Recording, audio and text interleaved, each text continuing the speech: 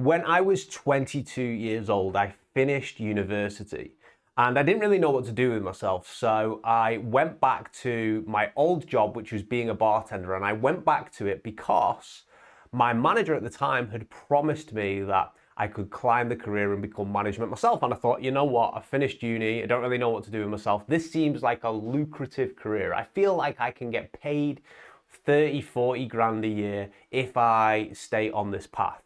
And my hometown at the time, which is a place called Winsford, is incredibly rough, right? There was just fights breaking out all the time in the pub environment. There was, people dealing drugs and everything. And I essentially stepped into this environment where I was working 60, 70, 80 hours a week. And I was in an incredibly rough environment, very, very toxic. And I thought, you know what, this is worth it because I'm going to have a career at the end of it. And this career is going to pay me something good. And I set my mind to this is what I was going to do. Anyway, after a month or two, I was thinking to myself, this is absolutely awful. Like, I feel like I'm in danger all the time. I was barring people, telling them that they couldn't come back to the bar, and I was getting groups of people who were becoming really, really annoyed at me. And I was also looking at the people who had taken my same career path, who were 20, 30 years older than me. And I was looking at their lives and I was looking at how they were individuals, and they looked old beyond their years. They looked worn out, completely drained, big black rings around their eyes. And I was like, well, maybe that's worth it because of what they get. They get the money at the end, right? Which is, being a big bad manager, right? And then I was actually looking at what their money and their salaries could actually afford them. And what their money and their salaries could actually afford them was a mortgaged home. They would have a slightly nicer car than what I was driving. They would, have a little bit more money than me left over. But they looked worn out. They looked like they were on death's door. They were incredibly unhappy, often on like the second or third divorce, right? And I was thinking to myself, I started to click on and think to myself, well, if I do this for 20 to 30 years, that is me in the future. That person right there who looks like they're on the verge of death's door is probably going to be me. So it was like, I need some sort of plan. First of all, I have to get out of this incredibly toxic environment. I have to move to a better city. And that's what I ended up doing. But when I was doing that, I was starting side hustles. And the first side hustle I started was a CV writing business. So I knew quite a lot about human psychology and careers, and I'd clocked on from interviewing a lot of people when I was climbing my way up in the manager ladder. I'd interviewed so many people that I started to understand what attracted me to employing the right person. And I was like, right, so I could probably make a side hustle out of that, right? I can start looking at people's CVs. I can start maybe giving them interview tips and things. And I was pursuing this side hustle for about 2-3 years whilst I was also in this pub industry. And I basically failed over and over and over again. I had like a handful of people who gave me a little bit of money, but I just didn't understand what to do. And I didn't understand like how people could just set up a business and how it could work for them. And what I didn't realize at the time is that how life works is you don't just either have it or you don't. You have a skill level, right? So I was a level 1 noob when it comes to business. And I didn't understand that I was a level 1 noob and I was trying to battle a business which required me to be a level 20, right? And I was running this CV/interview coaching business, and I was basically just failing all the time. I was getting like the odd client and I couldn't get any money other than that. And eventually I just gave up on the whole idea. I thought, you know what? Business is not right for me. I don't understand how to make money. I'm obviously too thick. I obviously can't do this myself. So I just gave up on the idea. And also it was harder to maintain the idea because I was also working 60, 70 hours a week on the side as my main thing, which was, being a bar manager back then.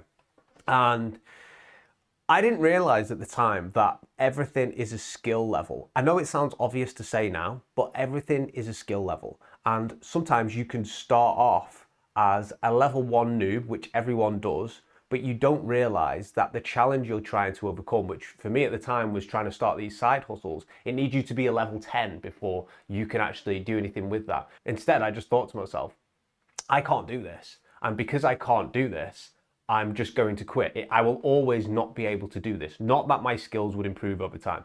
Anyway, fast forward to my mid-20s, I was a bar manager at this point, and I'd completely given up on the idea of me running my own business. And I started to move to different careers and take different career paths, but wherever I went, I started to realize that the people in 10 to 20 years' time still, whatever career I was in, still all looked terrible. They all looked worn out. They all looked like they were chasing someone else's plan when they forgot about chasing their own plan. And I just could not shake this. So I gave entrepreneurship a go again. I started to do more of the CV stuff. And by this point, I knew a little bit more that I was actually getting a few clients for it. And then at that point, I was like, well, maybe I can take this online. And the point of this, me telling you this is that each step of the way, I frigging failed and failed and failed. And I didn't realize that me being a low skill level was something I could improve. Instead, I kind of stumbled upon that answer. I didn't realize that the more I try something, the better I'm going to get at it, even when it's something as big as business as well. And I continually failed and continually came back to different ideas with a slightly different angle. And what happened was I sold my first £49 product, right? I then sold my first £80 product. I then did my first high ticket sale, which was $2,000. Imagine that, $2,000 just from a single conversation with someone that they then become my client. And I have basically created this money out of complete thin air, right? And then I continued, failed some more, continued. Then I did my first 11 grand in a single day. Imagine that, 11 grand in a single day, just from speaking to the right people, just from, positioning myself in the right way. And all these skills, this level of my character had built up, right? I was no longer a level 1, I was higher than that. I don't know what level I was, but I was higher than that. And each learning lesson from the way, because I didn't give up, enabled me to continue to chase the next thing, which then meant I met the next milestone, got some more money in my bank, and then I failed some more. But if you were to look at that journey at any single point, you would think to yourself, wow, this person sucks at what he's doing. He doesn't understand anything, and he's a frigging failure. But I did think that. But I tried again, almost like a video game. If you picture everything like a video game, you're a character, you're leveling up from 1 onwards. But then what happens is sometimes you'll fail, aka die in the video game. And then what happens is you just retry the level and retry the level and retry the level and retry the level. And each time you retry the level, you are going back as a higher level character, and it's much easier because you're still getting the experience, the XP, right? You're still getting the XP and you're going back as a person who can now handle that situation. And it is your job as a man, as a human being, to make sure that you are creating yourself your own opportunities. No one is going to do this for you. No one is coming to help you, right? You have to do this on your own, and you have to have that level of resilience to say, I've just failed. Life frigging sucks at the moment, right? Maybe I'm going to take a step back at the moment, but I've got to try again and try again. I've probably tried over 100 times before I landed my first high ticket client, right? And if I would have stopped after the first entrepreneur journey and thought, you know what, I suck at this, I just can't do it at all, I wouldn't have had the experience to come back and try those different things and actually succeed later on. I'm reading this book at the moment. It's called Shoe Dog, and it's by the founder of Nike, Phil Knight. And he basically was starting his journey of becoming an entrepreneur. And think how big Nike is. How much is Nike worth at the moment? So he's worth 60 billion at the moment. But for the first 20 years of Nike, he was not making much money. He was having failure after failure. He was going back, like almost bankrupt sometimes. Every single issue that could go wrong anywhere along the line was happening to him. But still, he kept retrying the game and retrying the game and retrying the game and just playing again with the new experience which he's got. And he made it his job to come up with a plan and to then go after it. You have to, as a man, go after it. You have to work out, hey, there is a reality here where I actually succeed. There is a reality here where everything works out for me. We've got too many kids online at the moment who are 18 years old and are like, I struggled for 2 months working at McDonald's and then suddenly I was a millionaire 2 months later. And I'm like, that isn't a struggle, right? Because what happened probably isn't going to be able to be replicated by someone else, because there's a lot of luck and there's a lot of chance in there. You want to be the person who has obstacles in their journey, because what happens is that adds XP to your character.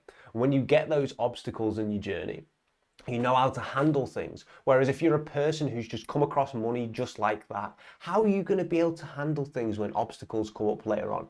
If you fail, you might really fail later on, and there's a lot more on the line once you've got a couple of million in your bank account than if you were a person who didn't get that million for a good while and had to deal with all these different situations. And then when you get a couple of million in your bank, you have to deal with these situations again. And you're like, well, guess what? I've got all the XP now and I can actually just solve these problems pretty quickly, right? You want to be the person with the struggles. You want to be also the person who bounces back from them as well. Please don't sit around thinking, you know what, I've failed 10 times now, this isn't working, right? Just readjust your approach like a military unit, right? You have to, if you sent a military unit into a battle and half of them have got killed, right? It's probably a good idea to pull out a bit and then reposition them, right? Or come back another day to win the fight, because you will have experience, you'll know how your enemy works as well. So it is your job and duty as a man to be able to do this, to be able to earn more money, to be able to solve these problems and these hardships which come your way, and also be able to have this skill level which is increasing and recognize that if you lose a battle, it's not going to be over. Bit of a ranty video from me today, but I wanted to make this because you know, I'll talk more about it in the future when I've got a bigger following and sort of the hardships and things and the problems I had to solve along the way. But just know that if you come back and you keep fighting, you'll get that experience and you'll be good. And it's your duty to do that, okay? Take it easy.